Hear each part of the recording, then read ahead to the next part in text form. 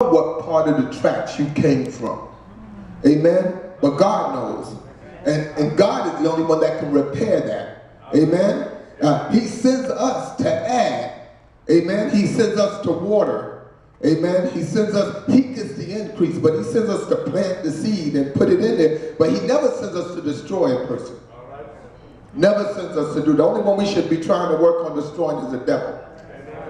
Amen. You want to launch an attack against the devil. Let's hate on him who allowed our brother and sister to do certain things that they should. Let's get him instead of trying to get the individual that's trying to be free. So we understand communication that hurts. We have to be careful what we say. Okay, communication, a problem of the sexes. It is the little foxes that spoil the vine. When it comes to males and females, the French have an expression, vive la différence. But in married life, the differences between the two sexes are not at first so apparent, nor are they always appreciated. Women are often more emotionally sensitive than men. They tend to show their feelings more openly and more expressively. Often they give vent to their deep feelings through tears, whether they are tears of great joy, sorrow, or pain. Their sensitivity may confuse their husbands and catch them totally off guard. Generally speaking, men are more stoic and far less likely than women to express their innermost feelings to others. The fact is they often have problems understanding their own feelings, particularly with regard to women. Yeah, let's read the box. I thought that was pretty good. Maureen was struggling for help from a counselor when she wrote, "My husband wants to move out, says he needs time to find out if he wants to stay married. Says he still loves me, but hates living with me. Different in so many ways, can't communicate. Statistically, what are the chances he will come back? Is it a bad idea to separate if there have been no huge problems like infidelity or abuse?" Amen. We see this regularly in marriages. What do? He says, "I don't want to be there no more." Well, there's nothing like a person knowing that you don't want to be with me. Be gone. You know, don't be sitting around and you ain't got to fake nothing. You done already made it clear you don't want me.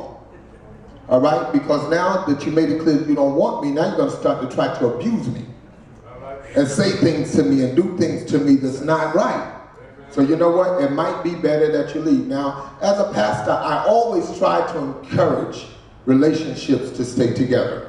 Yeah. Amen. I never want people to split up and go their different ways.